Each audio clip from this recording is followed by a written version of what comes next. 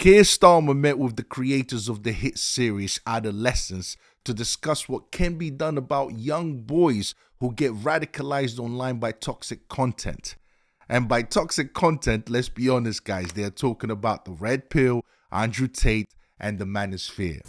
And I have to be honest, as a dad, I have not found it easy viewing. We've been watching it with our children. The devastating effect of misogyny on our society, very powerful. The dangers of online radicalisation and this sense of young people being on their own, very often in their bedroom or wherever, isolated with that online radicalisation. The challenges our children, schools and families face every day, we all know about that, but it's intensely brought together. And then, equally concerning, how commonplace it is. This is not something that's depicting an unusual set of circumstances. It's commonplace, it's banal even. Every week we hear shocking stories about violence being carried out against women.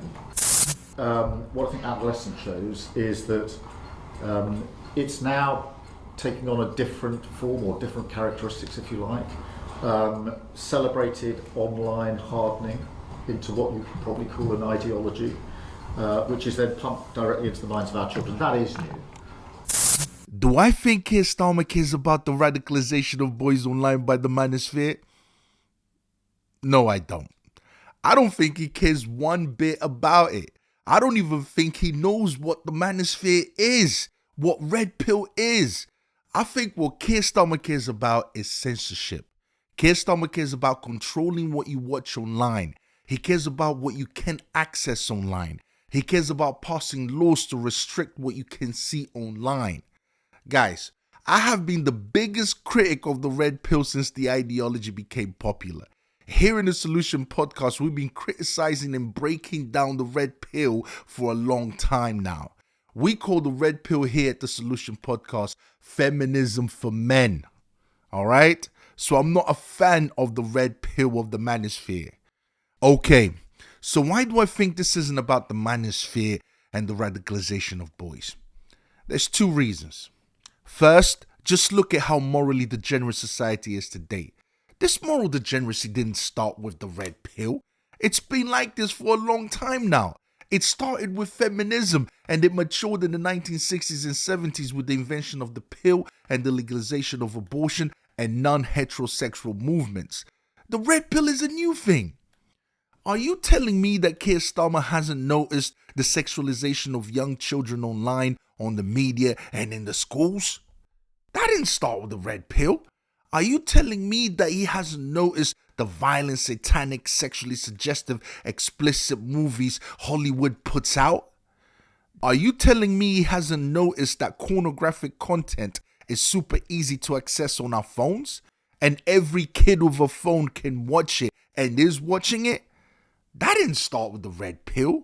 Are you telling me he hasn't noticed that it's becoming normal for kids today to be raised without fathers? And it's being normalized by Hollywood and the media?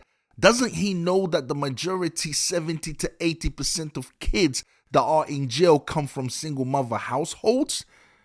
That didn't start with the Red Pill either. Hasn't he noticed that marriages are declining? The nuclear family unit is disappearing?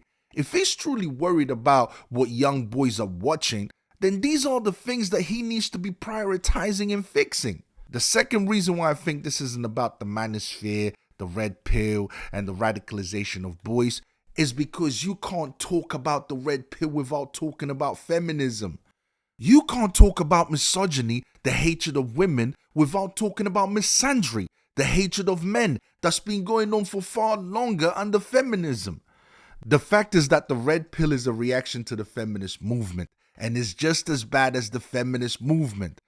Both movements promote promiscuity, sleeping around. Both movements don't believe in marriage. Both movements are against the nuclear family. Both movements don't believe in submitting to their natural role. The men don't want to be the protectors and the providers, and the women don't want to be the carers and the nurturers. You would have to be deaf, dumb, and blind to not know that feminism is the root cause for why men and women are having the problems that they are having as far as dating and raising a family goes. No other ideology No other ideology has worked harder to destroy male and female attraction and interaction than feminism has. No other ideology has worked harder to destroy the lives of young women and men than feminism has. No other ideology has worked harder to destroy marriages and the nuclear family than feminism has. Why do you think feminism invented the pill and legalized abortions? Ultimately, they did it and are doing it so that they can destroy the nuclear family. Promiscuity, sleeping around, is one of the methods they are using to achieve this. Remember women's sexual liberation in the 1970s? Do you really think women would be promiscuous today if abortion was illegal and the pill didn't exist and the government didn't provide finance and housing? I don't think I need to tell you that sleeping around has consequences. It has psychological, physical, moral, and economical consequences. Like, for example, getting pregnant. That's one of the consequences of sex. Why do you think 73 million abortions are carried out each year worldwide?